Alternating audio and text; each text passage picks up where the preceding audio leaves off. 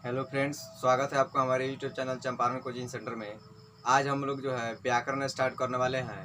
और जहाँ तक बात है व्याकरण की, तो यह जो है आपको संस्कृत में भी पढ़ना है और हिंदी में भी पढ़ना है। और इस तरह से व्याकरण से जो है 60 नंबर के क्वेश्चन जो है एग्जाम में पूछे जाते हैं। और वह संस्कृत में भी पूछा जाएगा और उसके बाद हिंदी में भी पूछा जाएगा।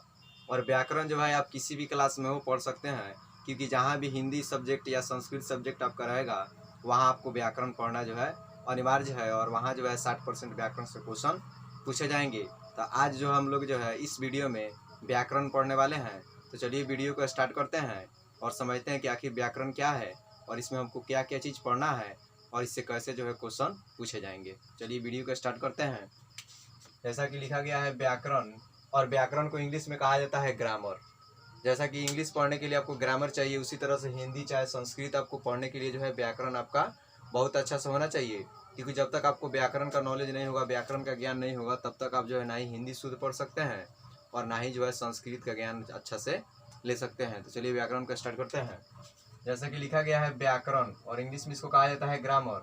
और आपसे कहीं अगर व्याकरण का संधि विच्छेद पूछा जाए, यानी आपसे पूछा जाए कि व्याकरण का संधि विच्छेद कैसे किया जाता है, और इस संधि विच्छेद चैप्टर को भी हम आगे पढ़ेंगे, तो थोड़ा सा यहाँ पर आप लोग जान लीजिए कि व्याकरण का संधि विच्छेद जो होता है वी जोड़ आ जोड़ करण होता है।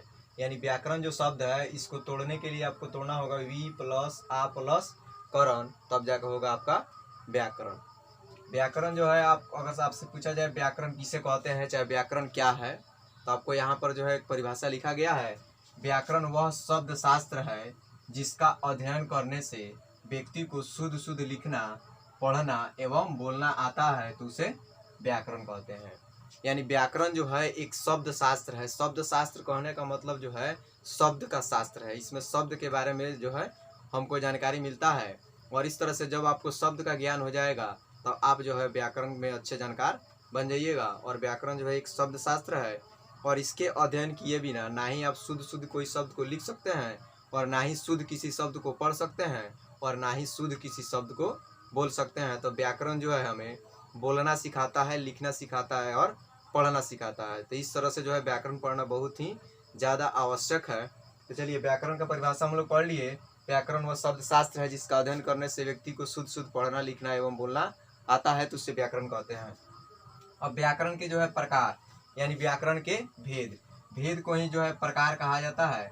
आपसे पूछा जाए कि व्याकरण के कितने भेद हैं, चाहे व्याकरण के कितने प्रकार होते हैं, तो आप बताइएगा व्याकरण के 5 भेद होते हैं। व्याकरण के कितने भेद होते हैं? 5 भेद होते हैं। जिसमें जो है पहला है वर्ण विचार, और दूसरा है शब्द विचार, और तीसरा है वाक्य विचार, और चौथा है चिन्ह विचार, और पांचवा है छंद विचार। यानी व्याकरण के कितने भेद हो गए? 5 भेद हो गए। पहला है वर्ण विचार, इसको इंग्लिश में कहा जाता है ऑर्थोग्राफी। यानी वर्ण विचार को जो है इंग्लिश में क्या कहा जाता है? ऑर्थोग्राफी। और दूसरा है शब्द विचार, शब्द विचार को इंग्लिश में कहा जाता है इटिमोलॉजी। शब्द विचार को इंग्लिश में क्या कहा जाएगा? इटिमोलॉजी। और उसी तरह से वाक्य विचार को जो है इंग्लिश में कहा जाता है सिंटेक्स।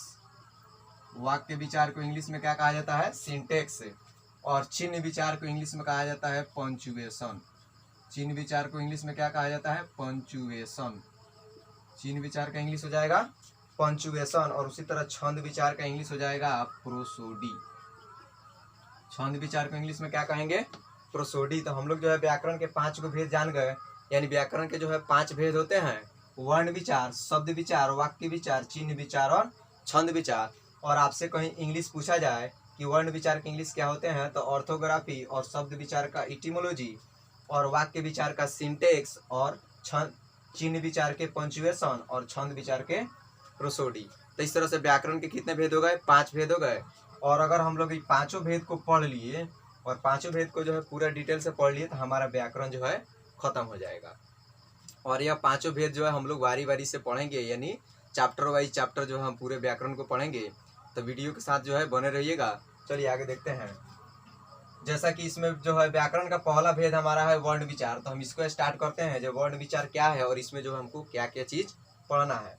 तो वर्ण विचार जैसे लिख दिया गया है, वर्ण विचार जो है, वर्ण विचार के अंतर्गत वर्णों का अध्ययन किया जाता है। यानी वर्ण विचार जो चैप्टर है, यानी वर्ण विचार जो व्याकरण का भेद है, इसके अंतर्गत जो है हम वर्णों के बारे में पढ़ेंगे। और इसमें देखेंगे कि वर्ण क्या होता है, और वर्ण के कितने भेद होते हैं तथा वर्ण के कितने प्रकार होते हैं, और सब हम लोग जो है पढ़ेंगे।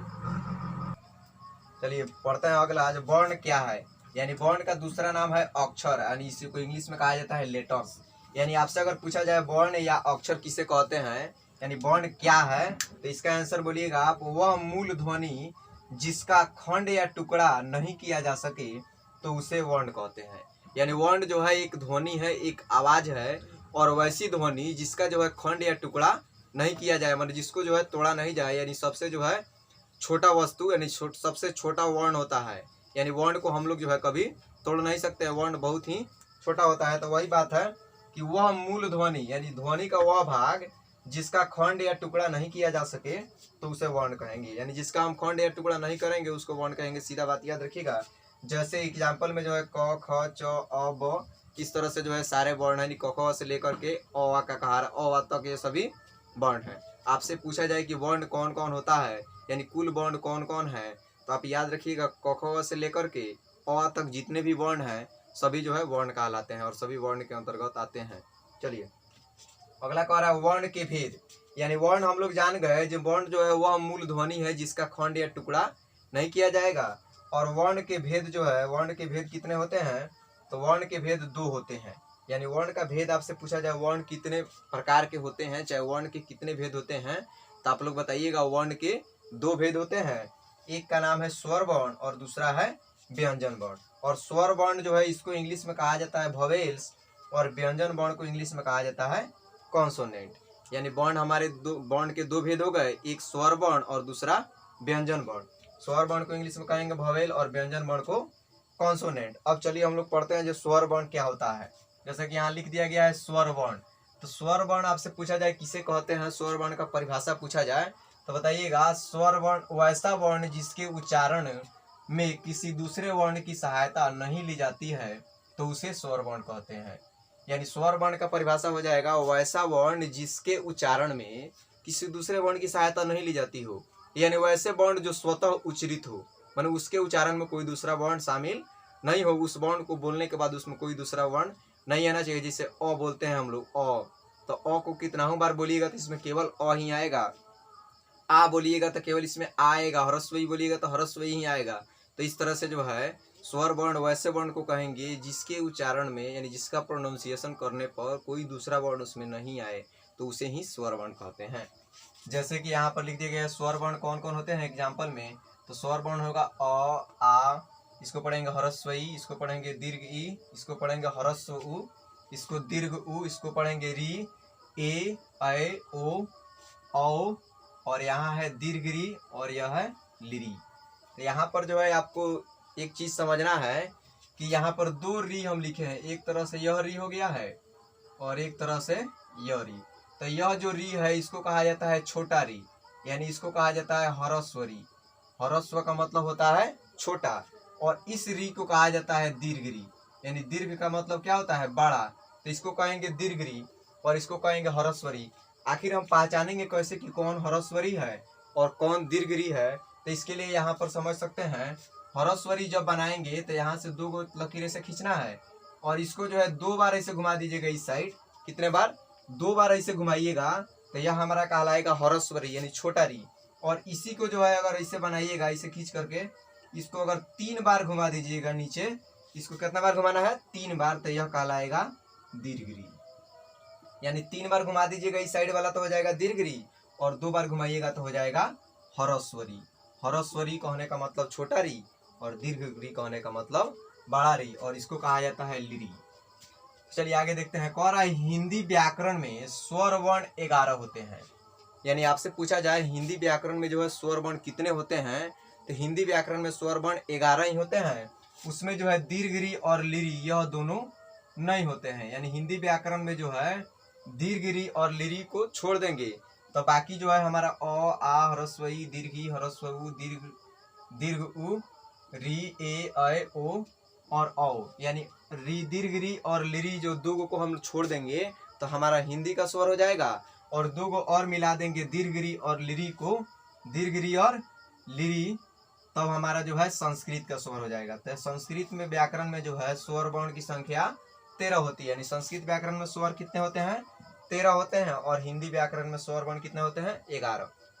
तो आप लोग समझ गए दीर्घ री और लिरी जो है हिंदी व्याकरण में नहीं आते हैं और संस्कृत व्याकरण में दीर्घ री और लिरी आ जाते हैं, इसलिए संस्कृत में 13 स्वर हो जाते हैं और हिंदी में 11 स्वर होते हैं।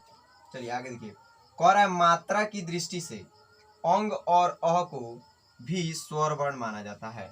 यानी ऐसे सिंपल में अंग और अ जो है स्वर वर्ण में शामिल नहीं होते हैं, लेकिन अगर मात्रा की दृष्टि से देखा जाए तो अंग और अ जो है उसको भी स्वर वर्ण माना जाता है। आगे कह रहा है अंग और अ को अयोगवाह वर्ण कहते हैं। यानी अंग और अ को कौन वर्ण कहते हैं? अयोगवाह वर्ण। आपसे पूछा जाए कि अयोगवाह वर्ण कौन कौन होता है, यानी अयोगवाह क्या है, तब अंग और अ जो है इसी को अयोगवाह कहा जाता है। यानी अयोगवाह वर्ण कितने होते हैं? 2 होते हैं, अंग और अ। और अंग और अ को मात्रा की दृष्टि से भी स्वर वर्ण माना जाता है, यह बात याद रखिएगा। आगे कह रहा है स्वर वर्ण के भेद। यानी हम लोग सबसे पहले वर्ण पढ़े और वर्ण के 2 भेद पढ़े हैं, स्वर वर्ण और व्यंजन वर्ण, जिसमें हम लोग स्वर वर्ण स्टार्ट किए। यानी स्वर वर्ण वैसे वर्ण को कहेंगे जिसका उच्चारण जो है स्वतः होता है, उसमें किसी दूसरे वर्ण की सहायता नहीं ली जाती है, जैसे अ आ ह्रस्व ई दीर्घ ई ह्रस्व उ दीर्घ उ री ए ऐ ओ औ। और संस्कृत में जो है दीर्घ री और लिरी, यानी 2 और मिला दीजिएगा 13 हो जाएगा। तो चलिए वर्ण के जो है स्वर वर्ण के भेद आपसे पूछा जाए, स्वर वर्ण के कितने भेद हैं? तो स्वर वर्ण के कितने भेद हैं? 3 भेद होते हैं। एक है ह्रस्व स्वर, जिसको मूल स्वर भी कहा जाता है, यानी ह्रस्व स्वर को ही दूसरा नाम क्या है? मूल स्वर। और दूसरा है दीर्घ स्वर, यानी दीर्घ स्वर जो है, और तीसरा है पुलुत स्वर। यानी स्वर वर्ण के कितने भेद हो गए? 3 भेद हो गए, ह्रस्व स्वर, दीर्घ स्वर और पुलुत स्वर। तो चलिए ह्रस्व स्वर किसे कहते हैं, चाहे मूल स्वर किसे कहते हैं? तो आपसे अगर पूछा जाए ह्रस्व स्वर किसे कहते हैं, तो बोलिएगा जिस स्वर के उच्चारण में बहुत कम समय लगता है।